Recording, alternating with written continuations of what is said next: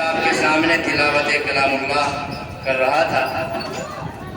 एक बच्चा और है मोहम्मद आज़ीम, मैं उसको दावत दे रहा हूँ कि आए और अपनी मुख्तसर अंदाज में तकरीर पेश करें।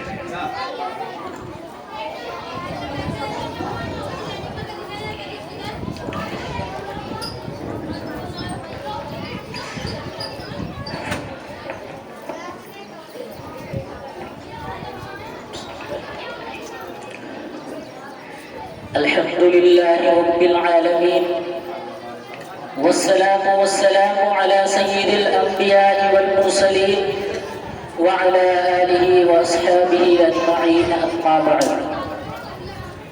मोहतरम सामीईन किराम और अजीज तलबा,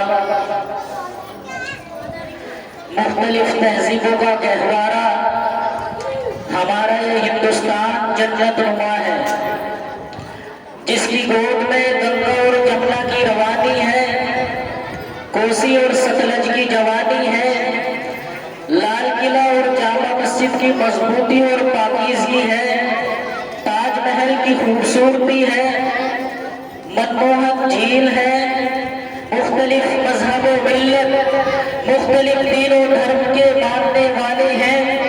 इस धरती ने जहाँ बड़े बड़े बाबुओं को जन्म दिया है, वहीं हजारों तारीख साज उलमा, सुलहा, जुहदा, उदबा की परवरिश और बर्दाश्त की है।